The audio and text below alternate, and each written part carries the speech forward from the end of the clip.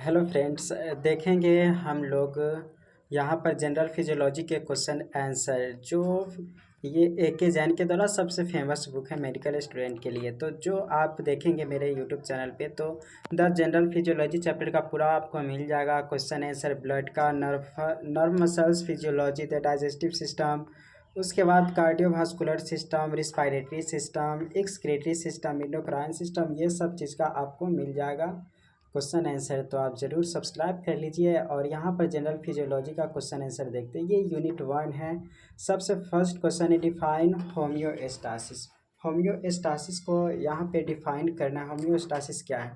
तो it is the condition of equilibrium balance to stabilise the internal environment of the cell, जिसको ये मिली interior कहते हैं। यानी कि मिली इंटीरियर का मतलब हो गया कि हमेशा जो इंटरनल इन्वायरमेंट है और इंटरनल इन्वायरमेंट को हमेशा मेंटेन करने के कंडीशन होम्योस्टासिस कहलाता है। तो होम्योस्टासिस टर्म समझ गए होंगे।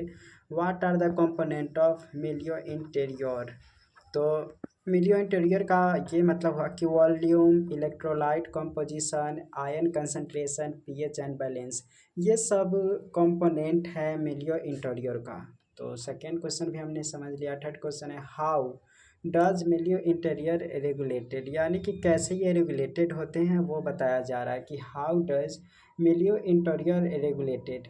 तो बाय फीडबैक सिस्टम के द्वारा ये मिलियो इंटीरियर रेगुलेट होता है। That is cyclical events in which status of body condition is monitored. एक साइक्लिक इवेंट्स है जो बॉडी कंडीशन को हमेशा मॉनिटर करते रहता है। Assessed, changed and re monitored, फिर उसको चेक करता है एंड मॉनिटर करता है। थर्ड क्वेश्चन देख लिए। फोर्थ क्वेश्चन है, व्हाट इज द डिफरेंस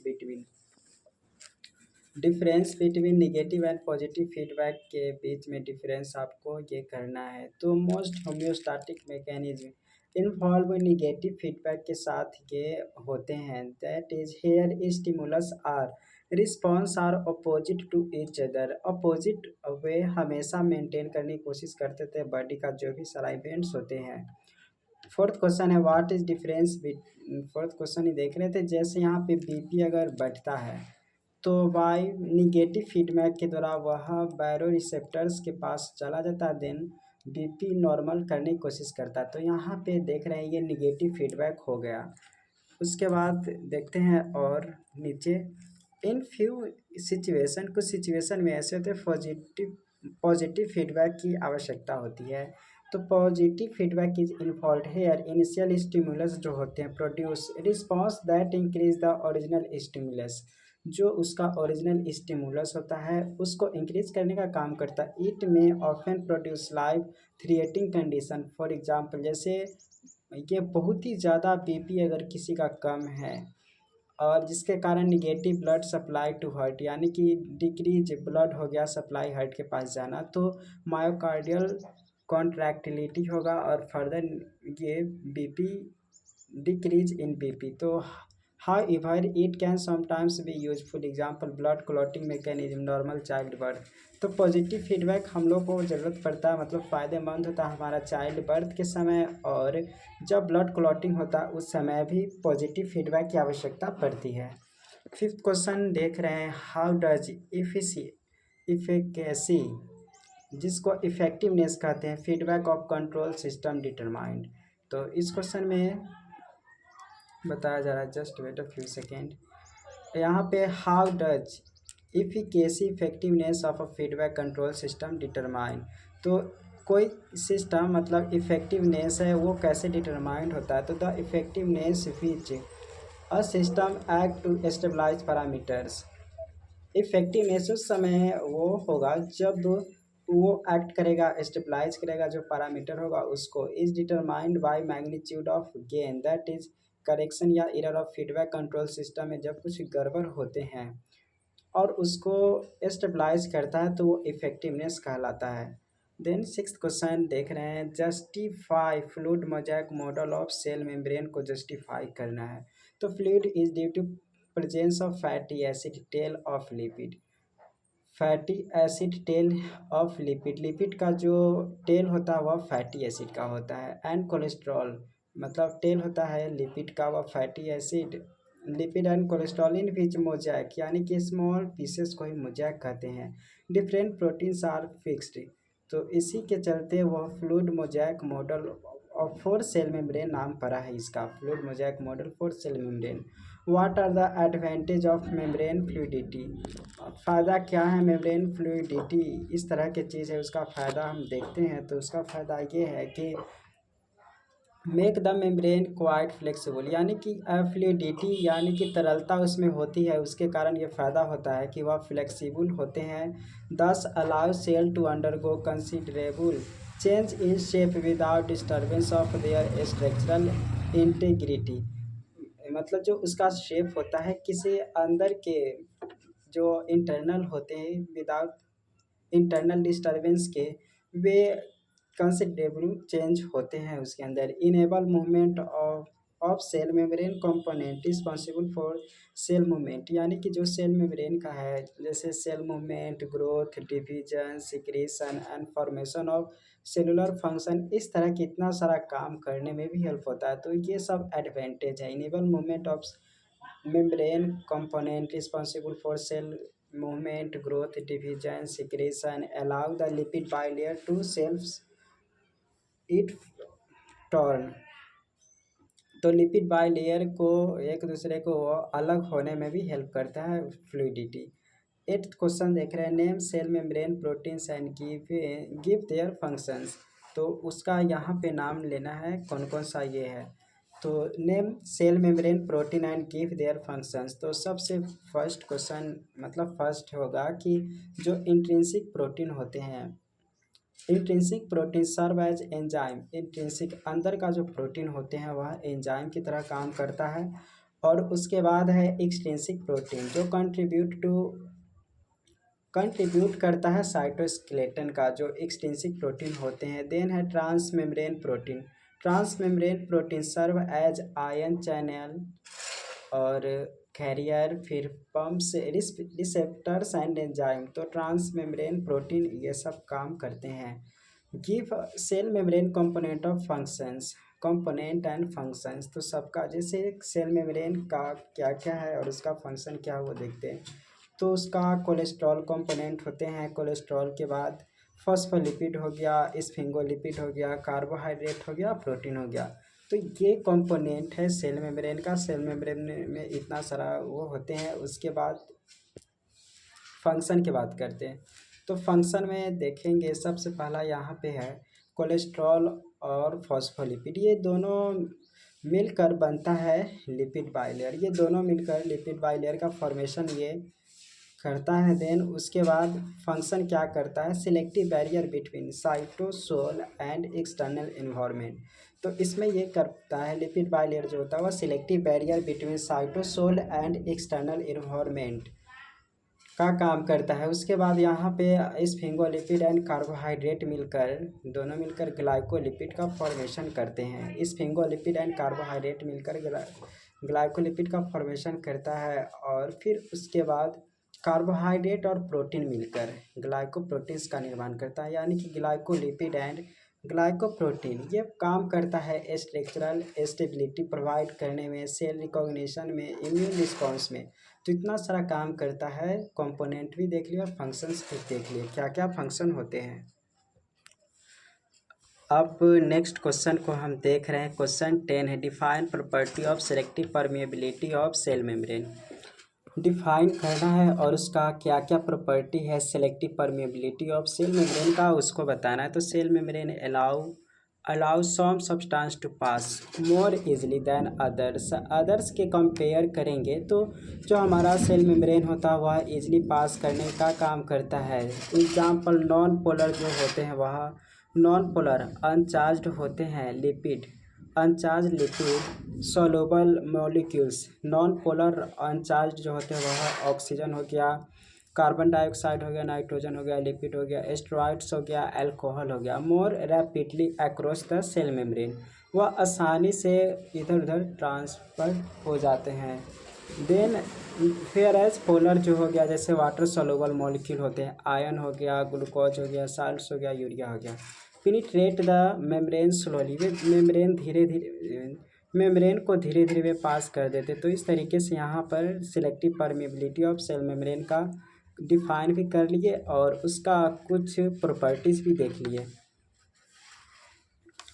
अब उसके बाद ये धीरे धीरे होते जो वाटर सॉल्युबल होते हैं उसका धीरे धीरे सिलेक्ट होते हैं और जो वाटर इनसॉल्युबल होते हैं उसको रैपिडली ये होते हैं। अब 11th क्वेश्चन देख रहे हैं कि what is the advantage of selective permeability of cell membrane का एडवांटेज क्या है।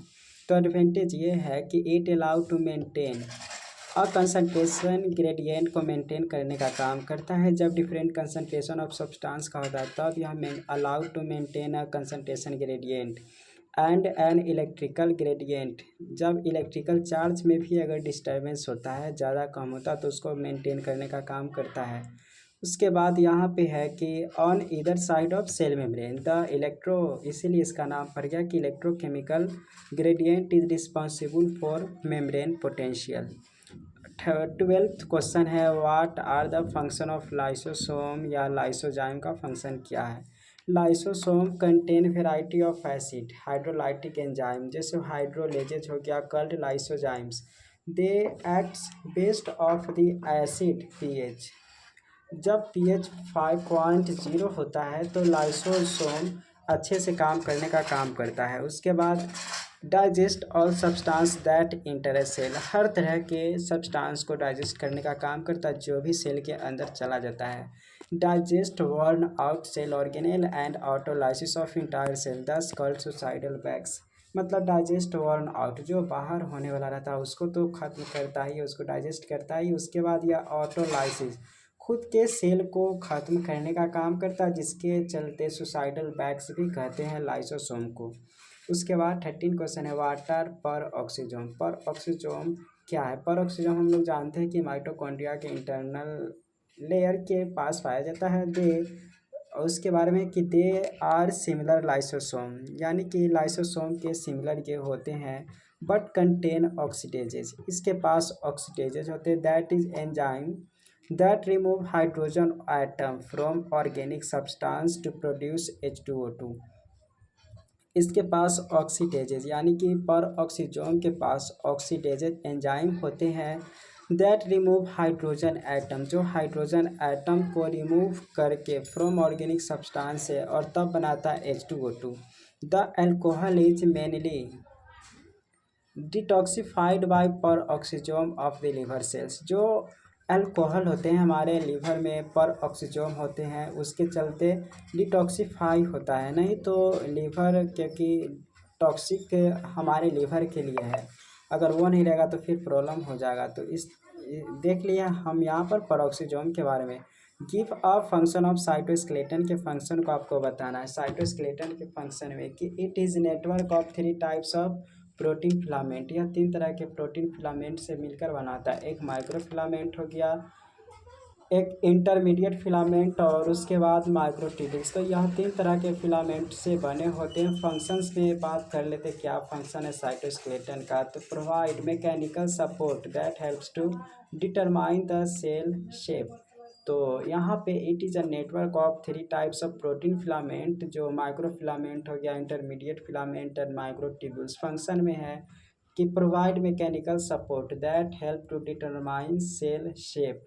तो सेल शेप को डिटरमाइन करने का काम करता है। देन हेल्प्स मूवमेंट ऑफ और organelle within the cell and whole cell during phagocytosis. तो हेल्प ये भी करता है, help movement of organic organelles within the cell and whole cell during phagocytosis के दौरान भी ये हेल्प करता है। What are the cell adhesion molecule, जिसको CAM कहते हैं। CAM क्या, cell adhesion molecule.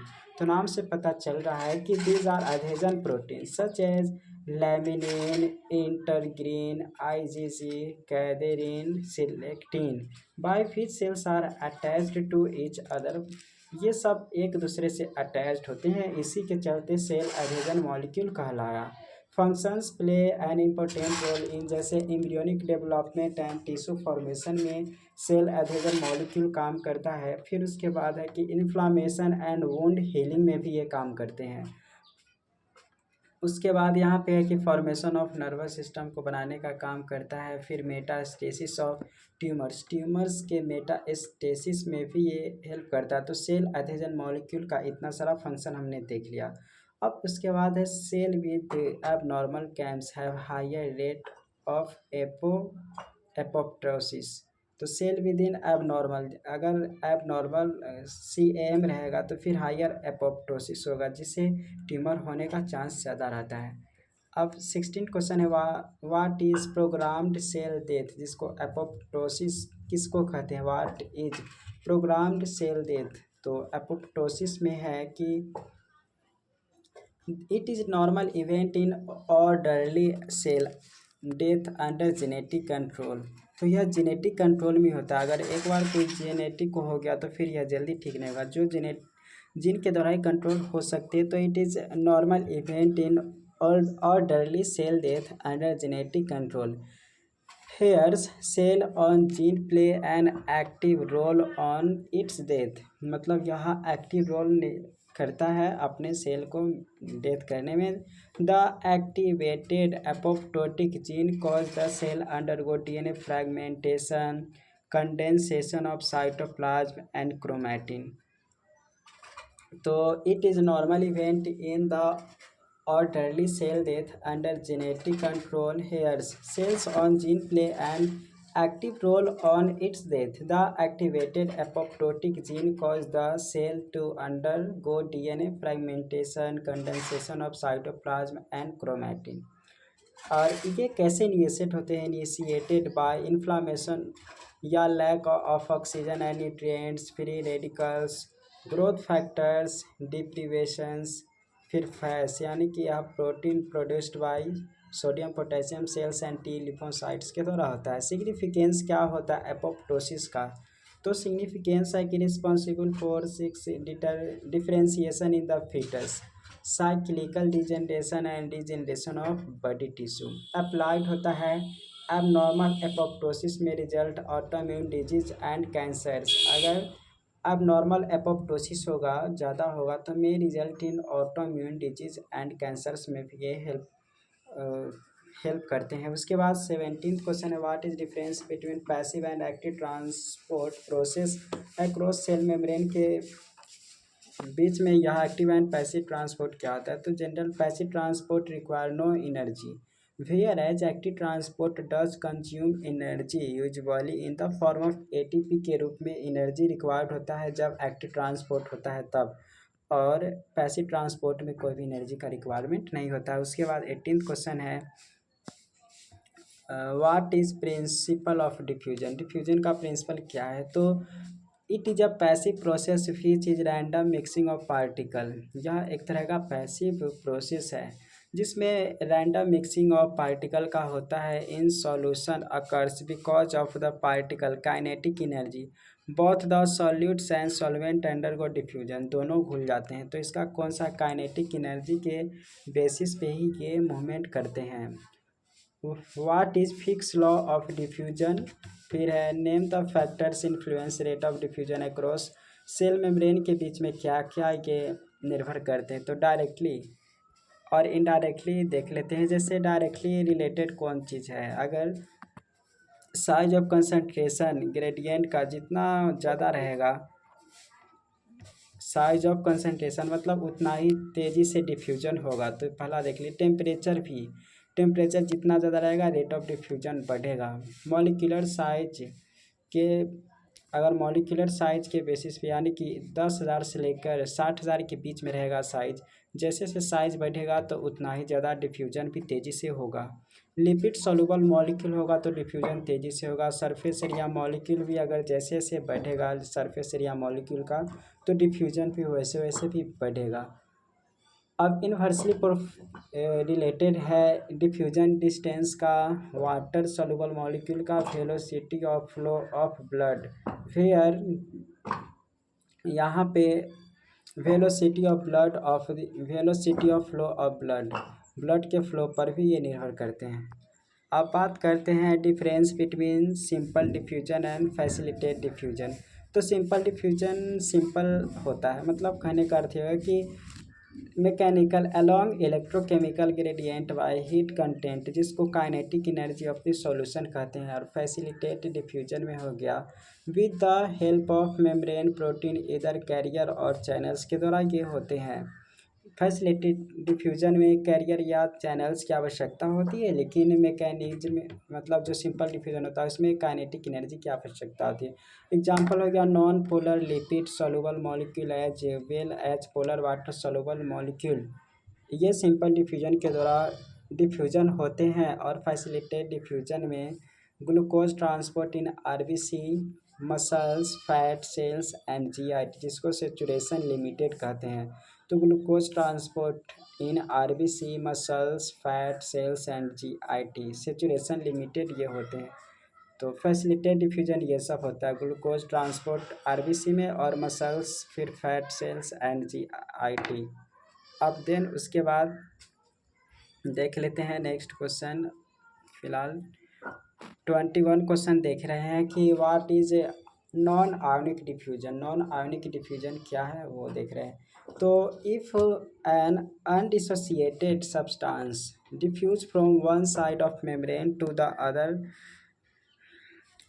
other end and then dissociate, there occurs net movement of undissociated substance from one side of the membrane to another called non-ionic diffusion. This phenomenon is seen in GIT and kidney में इस तरह के देखने को मिल जाएगा। कहने का अर्थ ये हुआ कि जो अनडिसोसिएटेड सब्सटेंस मतलब इस तरीके से सब्सटेंस बहुत सारा एक साथ मिले हुए हैं और diffuse from one side to another of the membrane and other end, यानी कि ये एक साइड से दूसरे साइड आकर ज्वाइन होते हैं, फिर उसके बाद भी अलग हो जाते हैं और फिर undissociated from one side of the membrane to another called non ionic diffusion. तो एक साइड वाला जो डिफ्यूजन होकर ये जस्ट अपोजिट, ये वाला इधर आ जाता है और इधर वाला इधर आ जाता है, तो इसके कारण नॉन आयोनिक डिफ्यूजन इसको कहेंगे। फिर उसके बाद है व्हाट आर चैनल्स। चैनल्स क्या है?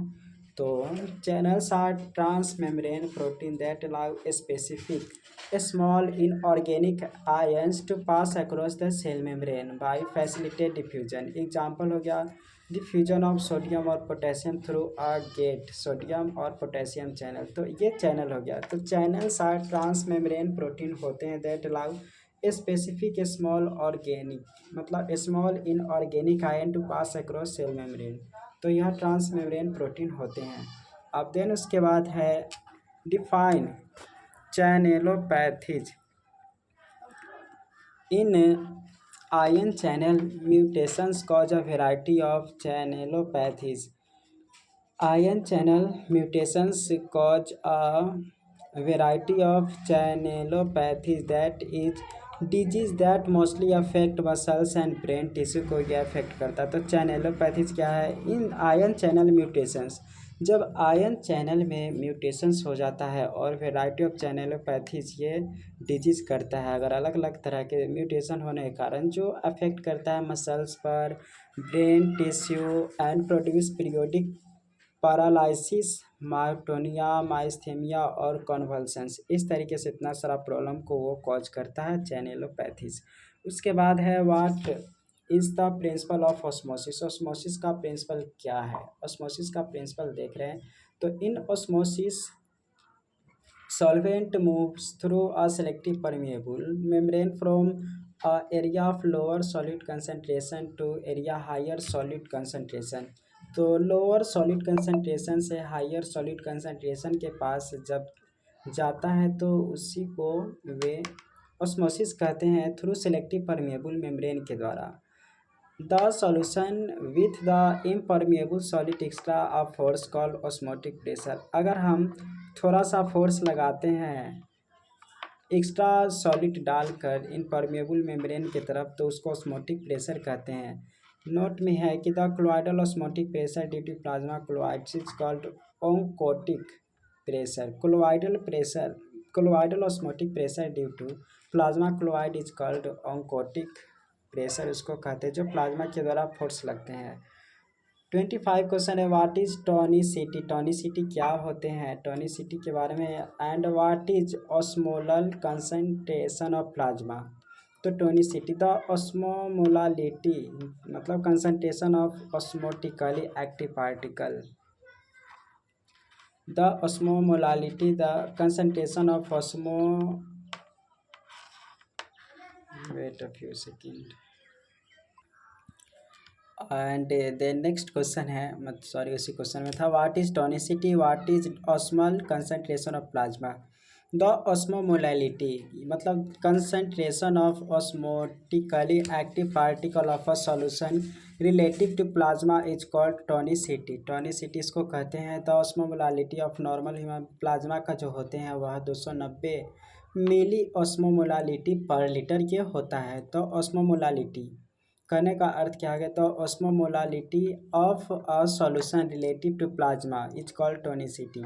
प्लाज्मा के जो ऑस्मोमोलालिटी के रिलेटिव जो ऑस्मोमोलालिटी होता है सॉल्यूशन का, तो उसी को टोनिसिटी कहते हैं। The osmolality of normal human plasma जो होते हैं वह 290 मिली ऑस्मोमोलालिटी पर लीटर होते हैं, ये बात को ध्यान में रखना है। फिर define isotonic, hypertonic and hypotonic solutions, तो solution that have the same osmomolality plasma are said to be isotonic। जो प्लाज्मा का osmomolality होता है that is 290 मिली osmomolality पर लीटर, तो उसको आइसोटोनिक ऑस्मोमोलालिटी कहेंगे। एग्जाम्पल हो गया जैसे 0.9% NaCl को आप लेंगे तो उसका ऑस्मोमोलालिटी होगा 290 मिली ऑस्मोले ऑस्मोमोलालिटी पर लीटर। फिर 5% ग्लूकोज को लेंगे तो 290 मिली ऑस्मोमोलालिटी पर लीटर आएगा, तो ये आइसोटोनिक हो गया। दोज विथ ग्रेटर ऑस्मोमोलालिटी, अगर ज़्यादा ऑस्मोमोलालिटी आ गया 290 से अगर ज़्यादा ऑस्मोमोलालिटी देखेंगे तो वहाँ हाइपरटोनिक कहलाएगा, और जिसका इससे कम रहेगा उसको ऑस्मोमोलालिटी लो रहेगा तो उसको हाइपोटोनिक कहेंगे। तो हाइपरटोनिक हाइपोटोनिक आई होप समझ गए होंगे। उसके बाद इसी में नोट्स करके दिया हुआ इसमें कि body cells when placed in isotonic solution maintain their shape and volume, whereas hypertonic solution में रखेंगे। हाइपरटोनिक सॉल्यूशन जहाँ पर बहुत ज़्यादा पानी वाला है तो वो श्रिंक्स कर जाएंगे, while in hypotonic solution they swell and finally rupture होते हैं। हाइपरटोनिक मतलब ज़्यादा पानी वाला एरिया में आप हाथ को देखेंगे रखेंगे तो वहाँ पे आपका श्रिंक्स हो जाएगा, झुरझुरी निकल जाएगा। और हाइपरटोनिक मतलब हाइपोटोनिक में रखेंगे तो आपका ये थोड़ा सा बढ़ जाएगा। 27 क्वेश्चन है कि give relative contribution of various plasma component to total osmolality of normal human plasma. तो contribution of various plasma component में component of total osmolality of normal human plasma के ये कंपोनेंट और ह्यूमन प्लाज्मा के compare करना है। तो more than 270 270 of the 290 milli ऑस्मोमोलालिटी per litre bye sodium के द्वारा ये होते हैं। And accompanying anions mainly chlorine and SiO3-। these particles are not metabolized होते हैं, जिसके कारण सिर्फ क्लोरीन का ही मतलब सोडियम के द्वारा इतना 270 होता है। उसके बाद 2 मिली ऑस्मोमोलालिटी पर लीटर कंसंट्रेशन होता है, यह प्लाज्मा प्रोटीन्स के द्वारा लगता है। देन 5 मिली ऑस्मोमोलालिटी पर लीटर ये बाय नॉन इलेक्ट्रोलाइट और प्लाज्मा ग्लूकोज एंड यूरिया के द्वारा ये लगता है। Clinically how can a rough estimation of plasma osmolality be made, कैसे भी बनता है, तो आराम से बना सकते हैं जैसे ऑलरेडी जान चुके हैं। यहाँ पे ऑस्मोमोलालिटी मिली ऑस्मोमोलालिटी पर लीटर जैसे 2 होता है वह सोडियम का 0.055 glucose and plus 0.36 blood urea nitrogen का। तो यहाँ पे ऑस्मोमोलालिटी आप निकाल सकते हैं, कैसे बनेगा, तो ये मिली इक्विवेलेंट पर लीटर का है, ये mg पर डेसीलीटर का, ये मिलीग्राम भी पर डेसीलीटर का है। तो ऑस्मोमोलालिटी आप ऐसे रफली एस्टिमेट कर सकते हैं प्लाज्मा का कितना होता है, क्योंकि प्लाज्मा में ब्लड यूरिया नाइट्रोजन भी होता है, ग्लूकोज भी होता है और सोडियम भी होता है, तो ये सब का आप निकाल सकते हैं। फिर है what is hyper osmolar coma, hyper osmolar coma क्या है, तो इसके बारे में जानते हैं। Hyper osmolality due to increase in sodium और ग्लूकोज और यूरिया, ये सब में से कोई भी अगर बढ़ जाएगा, can cause coma by causing water to flow, और ये कॉमा मतलब कर देगा causing water to flow out of the cells, तो जिसके कारण सेलुलर डिहाइड्रेशन होता है। मतलब ये जब ज़्यादा हो जाएगा तो जिसके कारण वाटर का लॉस होगा, यानी कि डिहाइड्रेशन होगा, तो इसे के हाइपर ऑस्मोलर कॉमा कहते हैं। अब उसके बाद है what are the main difference between primary and secondary active transport process. Primary और सेकेंडरी एक्टिव ट्रांसपोर्ट किसको कहते हैं? तो प्राइमरी एक्टिव ट्रांसपोर्ट में हम देख रहे हैं कि directly uses the energy obtain from hydrolysis of ATP. It directly uses the energy obtain from hydrolysis of ATP. Secondary active transport में बात करते हैं कि it indirectly uses the energy obtained by hydrolysis. Hydrolysis जब करता है तो यह डायरेक्टली नहीं, इनडायरेक्टली ये वाट एनर्जी इसमें लगता है of ATP, that is energy stored in an ionic concentration gradient during the process of primary active transport. Energy stored in an ionic concentration gradient during process of primary active transport. Example में sodium potassium pump, फिर है calcium pump, potassium hydrogen pump, तो ये primary active transport करने का काम करता है। और सेकेंडरी एक्टिव ट्रांसपोर्ट में है glucose easily absorb from proximal convoluted tubules in the presence of sodium. Calcium is exchange from the cytoplasm of a cell for extracellular sodium. तो यहाँ पे सेकेंडरी एक्टिव ट्रांसपोर्ट प्रोसेस होता है। Glucose is absorb from PCT in the presence of sodium. Calcium exchange होता है तब from the plasma of a cell for extracellular sodium. उसके बाद है define vesicular transport, give the functions. Vesicular transport के बारे में बताना है, डिफाइन करना है और इसका फंक्शन बताना है। तो इलेक्ट्रोलाइसिस में देखते हैं तो movement of a substance into a cell, जो मूवमेंट होते हैं सब्सटेंस का into a cell in vesicles, movement of substance into a cell in vesicle, जिसको सेक्स के अंदर अगर मूवमेंट होता है सब्सटेंस का तो वो इलेक्ट्रोलाइसिस हो गया। और इसमें आता है तीन, एक रिसेप्टर मेडिएटेड हो गया, तो रिसेप्टर मेडिएटेड में हो गया ligand gated receptor substance complexes, जिसको इंजेक्शन कहते हैं यहाँ पे। और आयरन एंड कोलेस्ट्रॉल ट्रांसपोर्ट ये होते हैं, एग्जाम्पल इसका हो गया। उसके बाद है फैगोसाइटोसिस में ये इंडोसाइटोसिस है, इलेक्ट्रोलाइसिस नहीं, इंडोसाइटोसिस हो गया। जब किसी के अंदर ये वेजाइकुलर ट्रांसपोर्ट होते, जब सेल के अंदर किसी चीज़ का मूवमेंट होता है तो उसको कहते हैं इंडोसाइटोसिस। और जब movement of substance out of a cell secretly vesicle तो उसको हम कहते हैं एक्सोसाइटोसिस। इंडोसाइटोसिस में तीन आता है, जिसमें रिसेप्टर मेडिएटेड हो गया, फिर है फैगोसाइटोसिस, फिर पिनोसाइटोसिस। तो receptor mediated ligand gated receptor substance complex injection ये होते हैं। आयरन एंड कोलेस्ट्रॉल ट्रांसपोर्ट में रिसेप्टर मेडिएटेड होते हैं। फिर है फैगोसाइटोसिस में हो गया कि cell eating movement of a solid particle into cell, तो सेल ईटिंग में हो गया movement of a solid particle into a cell. Bacteria, virus और डेड सेल्स तो ये होते हैं। फिर उसके बाद पिनोसाइटोसिस में देखते हैं, पिनोसाइटोसिस में cell drinking movement from BECF into a cell. फिर है absorptive cell in GIT and kidney. तो पिनोसाइटोसिस हो गया cell drinking movement from ECF into a cell, absorptive cell in GIT and kidney। Exocytosis हो गया movement of a substance out of a cell in secretory vesicles. इसका example हो जाएगा release neurotransmitter, hormones, digestive enzyme, तो ये exocytosis हो जाएगा। ये सब जनरल फिजियोलॉजी में देख रहे हैं। अगर अच्छा लग रहा हो तो ज़रूर सब्सक्राइब कीजिएगा।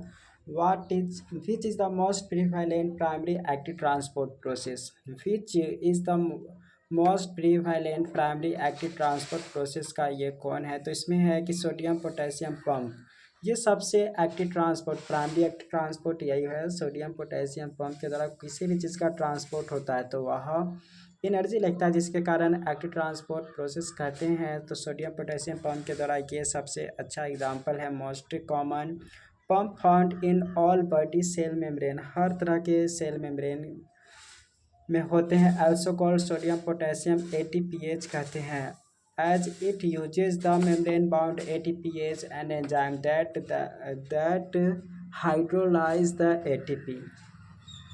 उसके बाद 33 क्वेश्चन है, what are the unique feature of sodium potassium pump, का यूनिक फीचर क्या है। तो इसका है कि all body cell of 1000 sodium potassium pump जो होते हैं इन देयर सेल मेम्ब्रेन में होते हैं, पूरे सेल बॉडी में। देन उसके बाद सेकेंड है कि वर्क नॉन स्टॉप, यानी कि फंक्शनल एट रेस्ट, यहाँ नॉन स्टॉप फंक्शन करते रहता है। थर्ड फीचर है कि one of the major energy using process in the body and accounts for basal, यानी कि रेस्टिंग मेटाबॉलिज्म करने का भी ये काम करते हैं। तो one of the major energy using process in the body and accounts for basal resting metabolism. Fourth है कि रिस्पॉन्सिबल फॉर मेंटेन करता है high potassium and low sodium concentration in the cell, जिसको जेनिक पंप कहते हैं। With ratio जो होता है उसका 3/2 होते हैं। सोडियम का 3 होते हैं और पोटेशियम का 2 होता है। Require binding by sodium potassium and ATP for its operation. तो requires binding by sodium potassium and ATP, इसके ऑपरेशन के लिए मतलब काम करने के लिए ATP की आवश्यकता होती है। गेट इनहिबिटेड बाय, यहाँ पे इनहिबिटेड हो सकता है सोडियम पोटेशियम पंप किसके द्वारा। तो if concentration of sodium potassium और ATP किसी का भी लो होगा तो फिर वह इनहिबिटेड होगा, मतलब सही से काम नहीं करेगा। लो बॉडी टेम्परेचर भी रहेगा फिर भी ये काम सही से नहीं करेगा। उसके बाद हाइपोक्सिया, जब सांस लेने में प्रॉब्लम होगा तो उस कंडीशन में भी मतलब ऑक्सीजन की कमी होगा तो उस कंडीशन में भी सोडियम पोटेशियम पंप काम सही से नहीं करेगा। Metabolic poisons that prevalent ATP formation, अगर मेटाबॉलिक पॉइजन होगा बॉडी में जिसके कारण ATP फॉर्मेशन प्रिवेंट्स होगा, मतलब ATP फॉर्मेशन नहीं होगा, जिसके कारण सोडियम पोटेशियम पंप पर इफेक्ट पड़ेगा। फिर उसके बाद activity increase by thyroid hormone insulin and aldosterone, अगर एल्डोस्टेरोन हार्मोन इंसुलिन या थायराइड में से किसी का भी ज़्यादा होगा तो वो बढ़ जाएगा मात्रा, जिसके कारण वो एक्टिविटी इंक्रीज हो जाएगा। फिर है फिजियोलॉजिकल सिग्निफिकेंस में है help regulation of normal cell volume and pressure by maintaining cell in osmotic equilibrium. Physiological significance में भी देख रहे हैं कि helps regulation of normal cell volume and pressure by maintaining cell equilibrium में भी ये काम करता है। तो ये सब इसका देख लिए। अब उसके बाद है what is ji protein. Linked receptor activation क्या है जी प्रोटीन्स कहने का अर्थ हो गया GTP are membrane boundary regulatory protein having 3 sub unit होते हैं। उसके पास अल्फा बीटा एंड गामा ये होते हैं, ये तीनों प्रोटीन एक साथ रहते हैं। देख लेते हैं यहाँ पे एसोसिएटेड टुगेदर, ये सब एक साथ जुड़े होते हैं। G protein gets activated when specific receptors bind to it and dissociate into 2 parts, that is alpha sub unit and beta gamma sub unit. Complex में ये टूट जाते हैं जब इस पर कोई रिसेप्टर बाइंड्स करता है। तो फिर alpha sub unit migrate in cell membrane to modify activity of target cell, जो टारगेट सेल का एक्टिविटी होता है उसको मॉडिफाई करने के लिए जो अल्फा सेल होते हैं वो माइग्रेट करके जाते हैं। उसके बाद give example of ligands that acts by G proteins के द्वारा कौन से लिगेंड्स है जो के जी प्रोटीन्स को give example of ligands that acts by G proteins के द्वारा कौन सा है लिगेंड्स जो इसके द्वारा एक्टिवेटेड होते हैं। तो कैटेकोलेमाइंस हो गया, फिर है ACH, फिर ओपवाइड्स TSH, फिर लाइट ETC।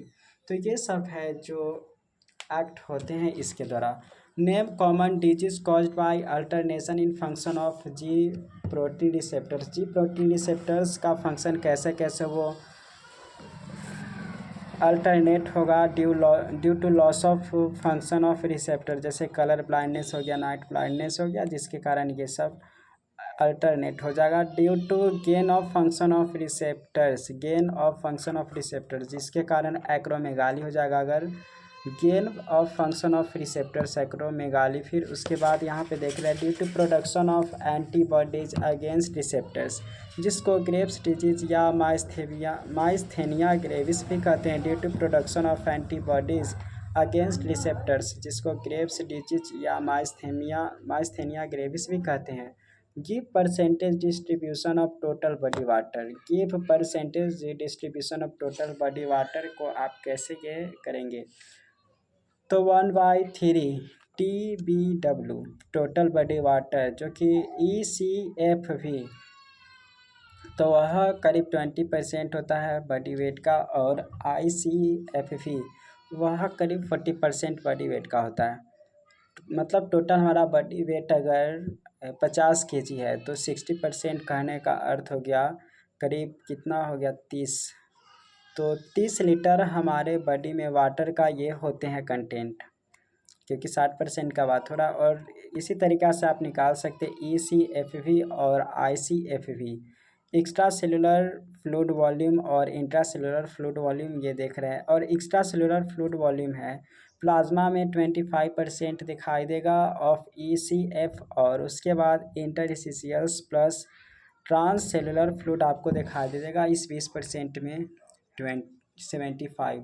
तो देख रहे हैं कि टोटल 60% में डिस्ट्रीब्यूट हो गया, ये 40% ये और 20% ये, और इस 20% में से प्लाज्मा 25% के होते हैं और उसके बाद ये 75% के होता है। What is transcellular fluid, transcellular fluid क्या होते हैं उसके बारे में यहाँ पर देख रहे हैं। ट्रांस सेलुलर फ्लूइड है कि fluid in the lumen of the structure lined by epithelium. It includes bile, digestive secretion, फिर है sweat, cerebrospinal fluid, pleural, peritoneal, synovial, intraocular and pericardial fluids ये होते हैं।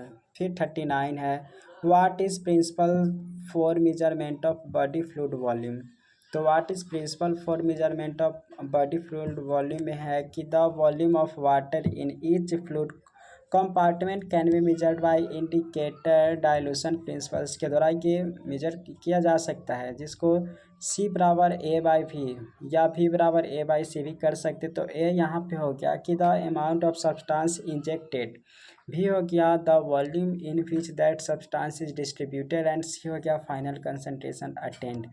तो principle of body fluid volume इस तरीके से मेजर होते हैं। C बराबर A/V, यानी कि द फाइनल कंसंट्रेशन अटेंड कितना होगा A/V करके। तो A मतलब the amount of substance injected, and V हो गया the volume in substance is distributed. तो C बराबर A/V के द्वारा ये मेजर्ड होते हैं। 40 क्वेश्चन है कि how can total body water be measured, तो it can be measured by indicator dilution principle using deuterium oxide D2O के हेल्प से टोटल बॉडी वाटर परसेंटेज निकाला जाता है। D2O जो होते हैं वह हेवी वाटर मोस्ट एक्यूरेट होते हैं, जिसमें ट्राइटियम ऑक्साइड और एमाइनोपायरिन होते हैं। उसके बाद देख रहे हैं कि why dehydration develops rapidly, dehydration जल्दी से क्यों हो जाते हैं, and is often more severe in children than in adults, और एडल्ट्स में ये ज़्यादा क्यों हो जाते हैं, यानी कि डिहाइड्रेशन की प्रॉब्लम। तो the ECFV by ICFV ratio is larger in infants, infants में लार्जर ये होते हैं एंड चिल्ड्रेंस दैन, और it in adults but the absolute ECFV in children is smaller than it in adults। तो generally ECFV का concept आप समझ जाएंगे सही से, तो ये इजली समझ सकते हैं। ECFV extra cellular fluid volume का जो रेशियो होता है, और ICFV extra cellular blood volume infants के पास ज़्यादा होता है, तो जिसके कारण वह मतलब कम अमाउंट यूज करता है, मतलब इंट्रा सेलुलर बॉडी, और उसके पास एक्स्ट्रा सेलुलर ज़्यादा होते हैं, जिसके कारण डिहाइड्रेशन की प्रॉब्लम ये आते हैं एडल्ट्स में ज़्यादातर। उसके बाद 42 क्वेश्चन है कि what are major feature of ionic composition of body fluids. What are the major feature of ionic composition of body fluids में हो गया कि ion constitute 95% of solute in the body fluids. तो आयन, तो यहाँ पे है ion constitute 95% of solute in the body fluids. फिर है sodium, potassium and chlorine are largely, ये सब आयनिक कंपोजिशन है बॉडी फ्लूइड्स का। बॉडी फ्लूइड में हमारा आयन का जो कंस्टिट्यूएंट होता है वह करीब 95% होता है solid in the body fluids. Sodium, calcium, chlorine largely amount में होता है इन ECF और एक्स्ट्रा सेलुलर फ्लूइड में ये रहता है। और potassium, magnesium, organic phosphate and protein जो होते प्रीडोमिनेंटली प्रेजेंट इन ICF, यानी कि वह फ्लूइड के अंदर प्रेजेंट होता है, जिसमें हो गया पोटेशियम, मैग्नीशियम, ऑर्गेनिक फॉस्फेट जिसको PO4 3- कहते हैं, एंड प्रोटीन्स होते हैं जिसको प्रोट कहते हैं, are predominantly present in ICF। The sum of concentration of cation, the sum of concentration of cation equal the sum of concentration of anion in each respective compartment making the fluid in each compartment electrically neutral, ये करने का काम करता है। फिर है यहाँ पे कि calcium concentration gradient on outside to inside जो होते वह आउटसाइड कैल्शियम का जो होते अगर 12,000 होते तो इनसाइड सिर्फ एक ही होते हैं, तो यहाँ पे ये भी हमने देख लिया। फिर उसके बाद देख रहे हैं कि all the body potassium is in exchangeable pool होते हैं। फिर एज ओनली 65 से 70% of body sodium is exchange, मतलब पोटेशियम जो होते वह एक्सचेंज हो सकता है, लेकिन यहाँ पे सोडियम सिर्फ 65 से 70% के होते हैं। उसके बाद है 43 कि what are the units for measuring concentration of solute, give detail. Measuring concentration of solute, what are the units for measuring concentration of solute, solute को कैसे हम मेजर करते हैं, तो मोल में भी मापते हैं हम। तो मोल में कहने का अर्थ हो गया कि that is molecular weight of substance in gram, molecular weight gram में मापते तो वो मोल कहलाता है। 1 मोल ऑफ KCl को अगर हम मेजर करेंगे तो 39 हो गया पोटेशियम का मॉलिक्यूलर वेट और क्लोरीन का 35.5 होगा, जिसके कारण इसको टोटल मेजर करेंगे तो 44.5 होगा। तो इस तरीके से हम मापते हैं। Anything has the same number of particle, तो 6 गुना 10 की पावर 23 मॉलिक्यूल करेंगे तो द मिलीमोल यानी कि 1/1000 ये हो जाएगा, मिलीमोल्स में कन्वर्ट करेंगे। 1 मोलर में करके यानी कि 1 मोलर या 1 मोलर पर लीटर करके, यानी कि solution that is number of molecule of solid in 1 litre of solution. तो number of molecule 1 litre solution में अगर रखेंगे तो उसका 1 मोल पर लीटर कहेंगे। तो इजी है। 1 molar of KCl contain same under solid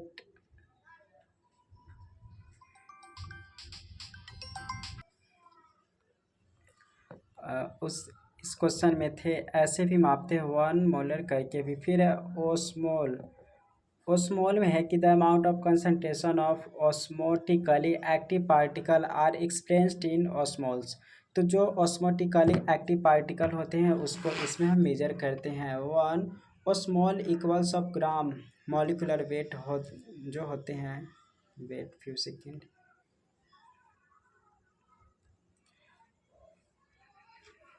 osmol, the amount of concentration of osmotically active particle are expressed in osmol, जिसमें 1 osmol equals of gram molecular wait होते हैं, यानी कि 1 ग्राम जो होते हैं मॉलिक्यूलर वेट 1 स्मॉल होते हैं।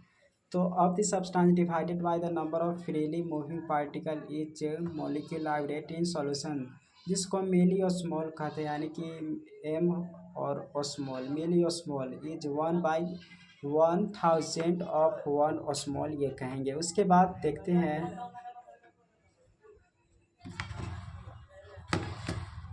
एग्जाम्पल में क्या 1 मोलर सॉल्यूशन ऑफ ग्लूकोज जो कि एक नॉन आयोनाइजिंग कंपाउंड है, has a concentration of 1 osmole per litre. 1 molar solution of NaCl and ionizing compound would dissociate into sodium and chlorine would supply to a small solid per litre of solution. तो इस तरीके से हम major कर सकते हैं। ऑस्मोमोलैरिटी से भी हम बहुत सारे वॉल्यूम को मेजर करते हैं। तो इसमें ये है कि इट इज़ द ऑस्मोलैरिटी की बात करते हैं, it is the number of osmols per litre of solution. जैसे एग्जांपल प्लाज्मा हो गया, whereas the osmolarity is number of osmols per kilogram of the solvent. तो यहाँ पे ये बात ध्यान रखना क्या है कि osmolarity is the number of osmols per kilogram of solvent. Per kilogram solvent में जो होते हैं वो ऑस्मोमोलैरिटी कहलाता है। It is the number of osmols per litre of solution. ऑस्मोमोल्स per litre of solution में जो होते हैं, पर लीटर सॉल्यूशन में जितना रहता है तो वह ऑस्मोमोलैरिटी कहलाता है। वेयर एज ऑस्मोमोलैरिटी, तो बस ऑस्मोमोलैरिटी और ऑस्मोमोलैरिटी टर्म समझ में आना चाहिए। जो ऑस्मोमोलैरिटी होता है वह पर लीटर होता है और जो ऑस्मोमोलैरिटी होता है वह पर केजी ऑफ द सॉल्वेंट, और ये पर लीटर ऑफ सॉल्यूशन होते हैं। तो कन्फ्यूजन नहीं होना है। जहाँ पर आर रहेगा मतलब वह लीटर रहेगा और सॉल्यूशन की बात किया जा रहा होगा। Since osmotically active substance in body are dissolve in water and as the density water is 1, so osmomolar concentration is expressed as osmomolality of liter of water में भी हम मेजर करते हैं। उसके बाद है what is pH scale. PH scale क्या है? तो pH stands for power of hydrogen. It refers to negative logarithm of hydrogen plus at pH 7। Neutral जो होते हैं वह अगर पीएच 7 है तो वह न्यूट्रल होता है। तो निगेटिव लॉगरिथम ऑफ हाइड्रोजन को ये मेजर करने का काम करता है। The hydrogen ion and OH, the hydrogen ion and OH are equal होता है, जिसमें at a pH below 7 indicate an acidic. तो ये एसिडिक होते हैं। मोर हाइड्रोजन देन OH, और इसमें पीएच एबव 7 इंडिकेट्स बेसिक, जिसको अल्कलाइन सॉल्यूशन कहते हैं, जिसमें OH जो होता है वह ज़्यादा होता है हाइड्रोजन के कंसंट्रेशन से। अब उसके बाद 46 क्वेश्चन है व्हाट इज बफर। बफर क्या है? तो it is a substance that has ability to bind release hydrogen ion hydrogen plus in solution. तो व्हाट इज बफर? बफर में क्या है कि यह सब्सटेंस होते हैं जो एबिलिटी करता है बाइंड और रिलीज हाइड्रोजन आयन को। कभी शरीर में आयन यानी कि हाइड्रोजन घटता है या बढ़ता है उसको मेंटेन करने का काम करता है बफर। तो वही बफर एक तरह का सब्सटेंस है जो एबिलिटी करता है बाइंड या रिलीज हाइड्रोजन आयन को करने में। उसके बाद 47 क्वेश्चन है कि what is general equation for buffer system. का जनरल इक्वेशन क्या? बफर सिस्टम का जनरल इक्वेशन ये है, HA लिखते हैं, H प्लस पर ये लिखते हैं और A पर माइनस लिखते हैं। A is anion anion and HA undissociated acid, और जिसके कारण इसी को कहते हैं हैंडरसन हैसेलबर्ग इक्वेशन भी कहते हैं, Henderson Hasselbalch equation. When is buffering capacity of a system greatest. Buffering capacity system का कब ग्रेटेस्ट होता है? When the amount of free anions is equal to the amount of HA। जब HA का और इसका जब ज़्यादा वैल्यू होते हैं तो उसका मतलब बफरिंग कैपेसिटी उसका ज़्यादा होते हैं। That is when A minus by HA बराबर 1, so that log A minus by HA बराबर 0 हो जाएगा। इसका मतलब pH बराबर PK हो जाएगा। तो ये बफरिंग कैपेसिटी सबसे ज़्यादा होगा। This is the high most effective buffer in the body. Those pK is close to pH in they operates.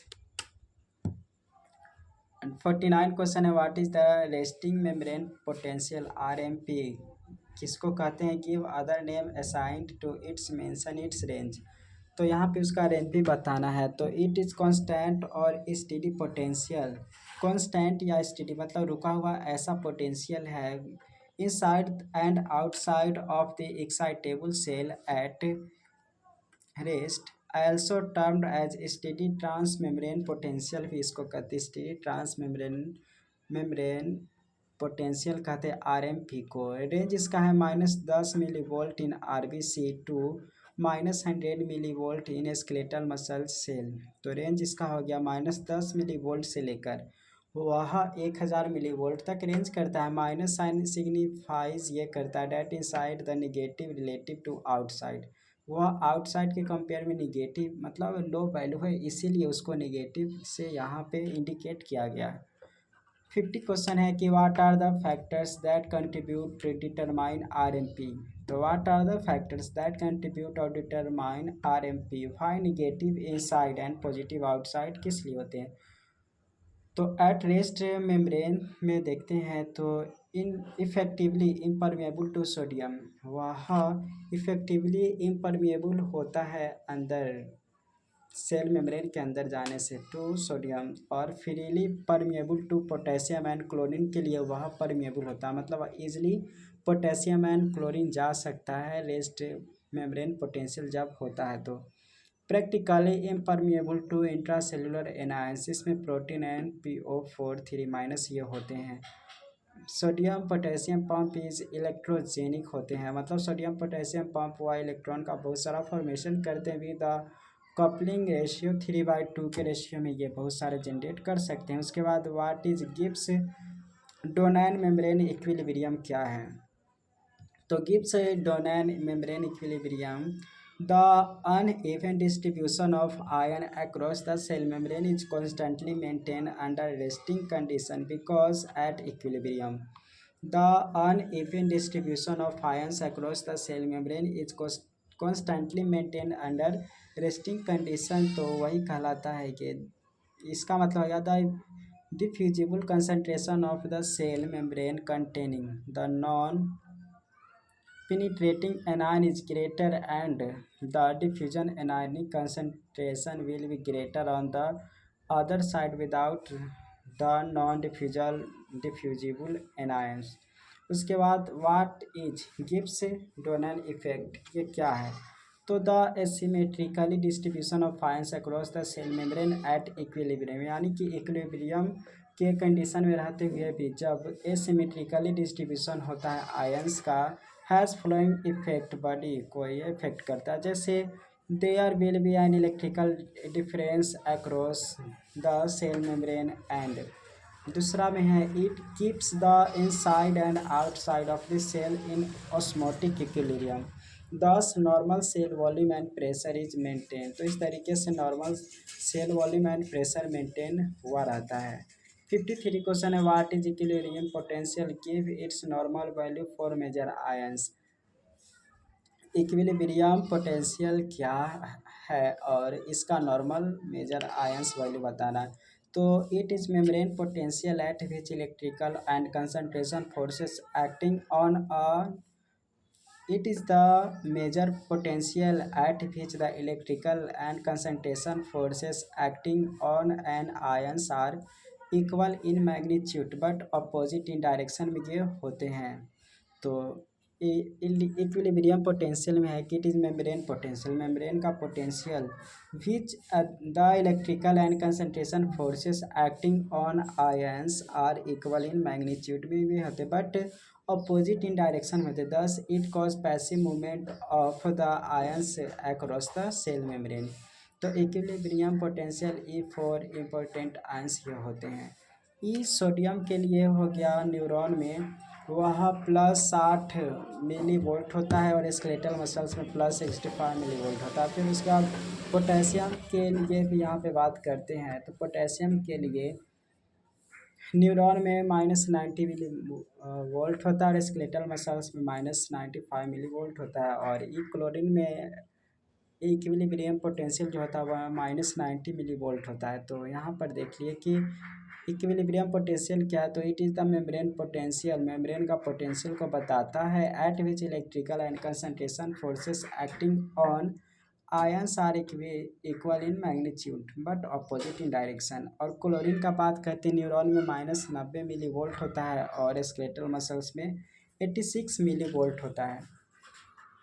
How the magnitude of forces acting across the cell membrane on an ion can be analyzed। कैसे हम magnitude of force acting across the cell membrane, cell membrane के across कोई force का magnitude काम करते रहता है उसको कैसे एनालाइज करेंगे। तो सिंपल सा है एक नस्ट इक्वेशन दिया गया हुआ इसके द्वारा हम मान सकते हैं, मतलब इसके फोर्स को का कर सकते हैं। जैसे अर्स्ट नस्ट इक्वेशन है ए, जो आयन का होता है इक्विलिब्रियम पोटेंशियल, ई बराबर हो गया इक्विलिब्रियम पोटेंशियल, इसमें जो फॉर्मूला देख रहे हैं। तो इक्विलिब्रियम पोटेंशियल आर हो गया गैस कांस्टेंट, टी हो गया एब्सोल्यूट टेम्परेचर, जेड हो गया आयन वैलेंसी, एफ हो गया फैराडेज कांस्टेंट, और एल एन का मतलब हो गया न्यूट्रल नेचुरल लॉग सिम्बॉल्स, ये एल एन होते हैं C in and C out, concentration of ion inside and outside. तो यहाँ पे बताया जा रहा है कि इक्विलिब्रियम पोटेंशियल होता है बराबर minus R T by Z F L N, C in और सी आउट करके ये मान सकते हैं। तो इस तरीके से यहाँ पे देख लिया। उसके बाद है 55 क्वेश्चन की what determine the magnitude of cell membrane potential at given time. तो what determine magnitude of membrane potential at any given time. तो it depends upon the distribution of sodium potassium chlorine and the permeability of membrane to each these ions. An equation that describe this relationship in the Goldman Hodgkin Katz GH के equation कहते हैं। तो magnitude of membrane potential at ये determine करता है depends on the distribution of sodium potassium chlorine and the permeability of membrane to each of these ions, an equation that describe this relationship is the Goldman-Hodgkin Cards equation. 56 question है what will be the effect of decrease in extracellular on the membrane potential। extracellular यानी कि cell के बाहर calcium ion घट जाता है, उसका क्या रीजन है, मतलब क्या इफेक्ट पड़ेगा। It increases the excitability of nerve and muscles by increasing membrane permeability to sodium. This is necessary to initiate action potential. Action potential के लिए ज़रूरी है कि उसमें एक्शन पोटेंशियल की ज़रूरी है कि कैल्शियम घटना। तो कैल्शियम जैसे ही अगर घटेगा डिक्रीज होगा एक्स्ट्रा सेलुलर में, तो इनिशिएट एक्शन पोटेंशियल और इंक्रीज हो जाएगा excitability of nerve and muscles का। What is an action potential? Action potential क्या है? The sequence of a change that occur in membrane potential following excitation. It consists of depolarization phase, a polarization phase which may be followed by after hyperpolarization phase. The sequence of change that occur in membrane potential. तो action potential क्या है? तो sequence of change है, मतलब sequence से होने वाला यह चेंज है जो अकर्स होते हैं मेम्ब्रेन पोटेंशियल जब एक्साइटेशन होता है तब। It consist of depolarization phase और रिपोलराइजेशन फेज विच में followed by after hyperpolarization phase के बाद ये फॉलो होता है। Note the sharp rise and rapid falls the इस स्पाइक पोटेंशियल, एकदम तेज़ी से इंक्रीज होगा या एकदम तेज़ी से घट जाएगा तो वो कहलाता है स्पाइक पोटेंशियल कहलाता है। Enumerate properties of action potential के फंक्शन को इन्यूमरेट करना है। तो थ्रेशोल्ड, स्टिमुलेशन, ऑल और none response, refractory period, conductivity and accommodation. तो ये प्रॉपर्टीज है एक्शन पोटेंशियल का। थ्रेशोल्ड, स्टिमुलेशन, ऑल और नॉन रिस्पॉन्स, फिर refractory period, conductivity and accommodation ये होते हैं। What is threshold stimulus? Threshold stimulus क्या है? तो the weakest current strength which can excite a tissue if follow to flow through it for an adequate times, also called rheobase कहते हैं इसको। Threshold stimulus क्या है? तो द वीकेस्ट करेंट स्ट्रेंथ, सबसे जो वीकेस्ट करेंट होता है strength, which can excite a tissue if allowed to flow through if it for adequate time, तो एल्सो कॉल्ड रियोबेस कहते हैं। What is chronaxie? Give it significance. Chronaxie क्या है, उसका सिग्निफिकेंस बताना। The length of time for which a current twice rheobase intensity, the length of time of for which current of twice Rho base intensity must be applied to produce response। तो response को वो करने का काम करता है, यानी कि the length of time for which current of twice rheobase intensity के दोगुना अगर करेंट रहेगा तो वो must be apply to produce response करने में हेल्प करता है। सिग्निफिकेंस में है कि within the limits its value within the limits its value for any given excitable tissue is constant होता है। Therefore, Coronaxi value as a unit excitability has been used to compare excitability of various tissue। various tissue के किस तरीके से वो उसका जितना होते हैं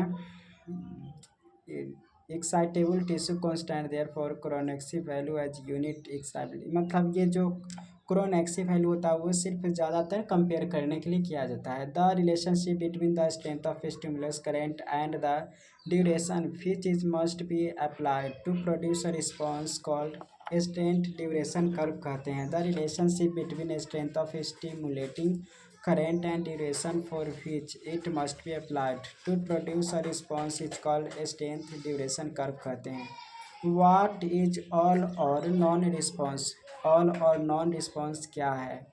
If the stimulus is sub threshold, no action potential is produced. If the stimulus is sub threshold, no action potential is produced. तो यहाँ पे वो on threshold intensity is reached fully fledged action potential produced होगा जब ये होगा तो।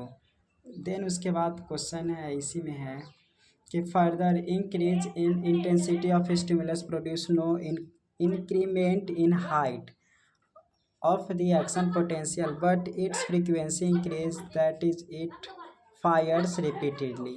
This all or non relationship between stimulus and response in is called all or non law कहते हैं। What is refractory period?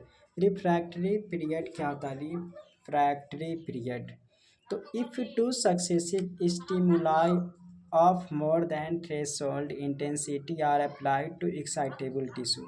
तो यहाँ पर कहा जा रहा है कि two successive stimuli of more than threshold intensity are applied to excitable tissue the duration for which the tissue remains non responsive to second stimulus is called refractory period. मतलब more threshold intensity जब होगा excitable tissue के लिए और second excitable मतलब second style से पहले के समय तक ये रिफ्रैक्टरी पीरियड कहलाता है। Differentiate between absolute and refractory period कहते हैं। तो एब्सोल्यूट रिफ्रैक्टरी पीरियड में ARP जिसको कहते हैं begins from the time the first level the fringe level is reached until the repolarization is 1/3 complete।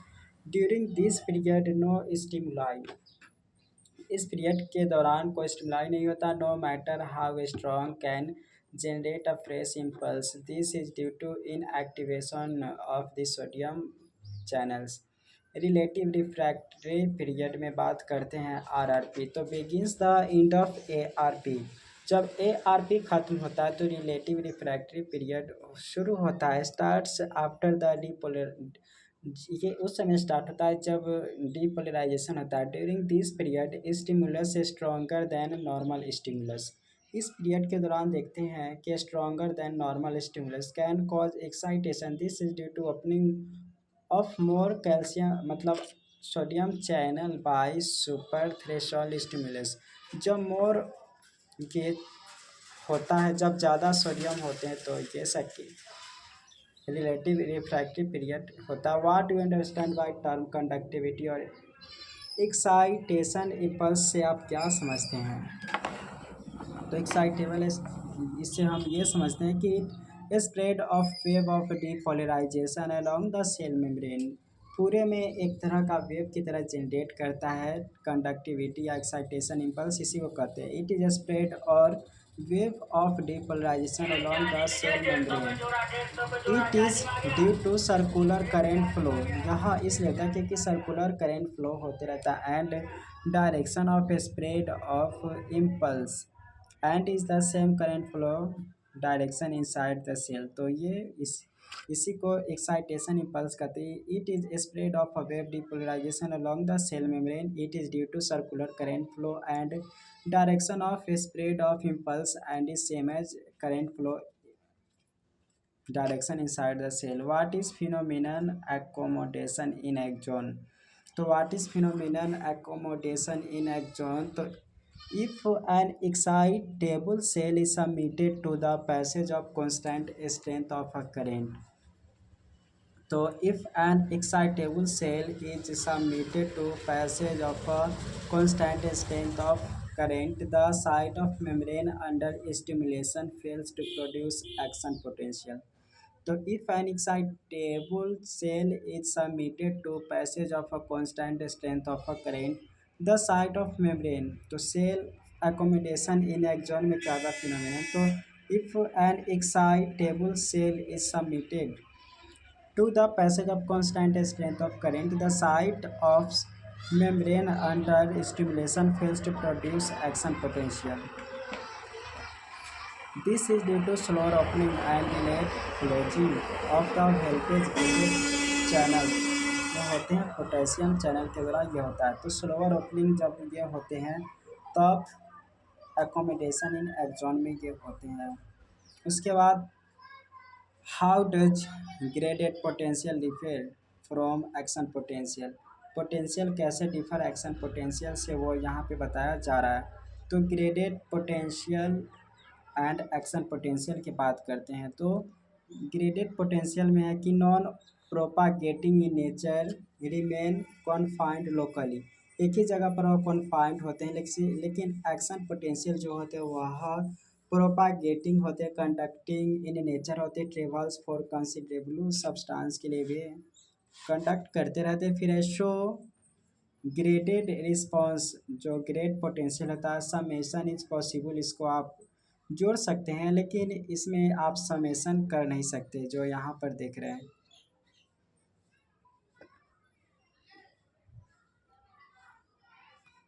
Wait a few second. यहाँ पे देख रहे थे graded and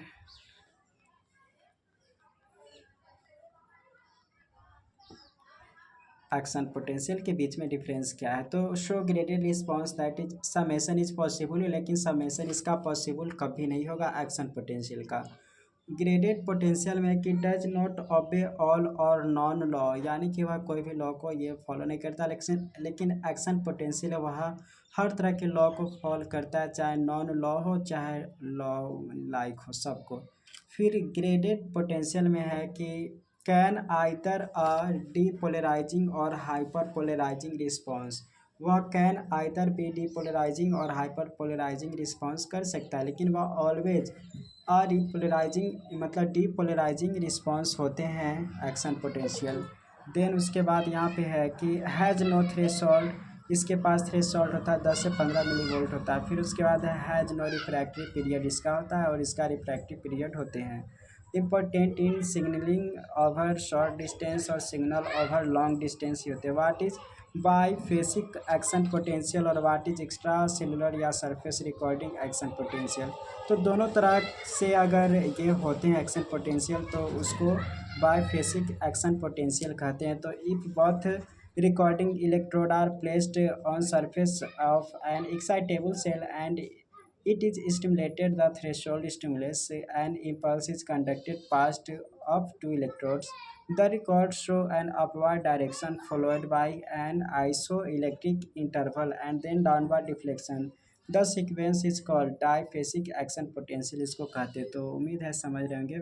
What is demarcation या इंजरी पोटेंशियल या इसी को what is monophasic action potential कहते हैं। तो इसका मतलब है कि if the axon under one of the external electrode is damaged होगा, then the damaged area become negative relative to the healthy portion of the rest. So therefore a steady potential difference between a two electrodes recorded at rest हुआ होगा, तो इसी को injury potential कहते हैं। Since stimulation only single upward deflection is recorded and is called monophasic, तो सिर्फ एक ही तरह का डिफ्लेक्शन मेजर होगा, जिसके कारण मोनोफेजिक एक्शन पोटेंशियल कहते हैं। इंपॉर्टेंट वैल्यू रिमेंबर करने के लायक है, वह सोडियम पोटेशियम कपलिंग रेशियो होता है, वह 3/2 का होता है, तो वो ध्यान में रख लीजिए। सोडियम 3 होता है और पोटेशियम का 2 रेशियो होता है। टोटल बॉडी वाटर 60% होता है। एक्स्ट्रा सेलुलर फ्लूइड जो बात करते हैं वह 20% होता है, और एक्स्ट्रा सेलुलर फ्लूइड जो होता है वह 46% होता है। प्लाज्मा 25% ऑफ ECF, और लिम्फ जो होते हैं वह 2 से 3% ऑफ बॉडी वेट का होता है। लिम्फ हमारा सिर्फ 2 से 3% है। नॉर्मल पीएच इसका हो गया करीब 7.4 के आसपास होता है नॉर्मल वैल्यू। ब्लड पीएच जो होता है वह 7.7 से लेकर 6.9 तक ये रेंज करता है। रेस्टिंग मेम्ब्रेन पोटेंशियल रेंज इसका -10 मिलीवोल्ट जो कि आरबीसी में होता है, और -100 मिलीवोल्ट स्केलेटल मसल्स में होता है। तो इस तरीके से इंपॉर्टेंट वैल्यू देख लिए। तो पहला जनरल फिजियोलॉजी में इतना सारा क्वेश्चन था, फिजियोलॉजी पढ़ते तो इतना चीज़ जानकारी होना चाहिए था। अब मिलते हैं नेक्स्ट लेक्चर में। सेकेंड चैप्टर हमारा कौन सा होगा, ऐसे ही जरूर सब्सक्राइब कर लीजिए। इस बुक का जितना भी सारा क्वेश्चन आंसर है सबको बताया जाएगा। सेकेंड क्वेश्चन ब्लड रहेगा। तो thank you so much for watching.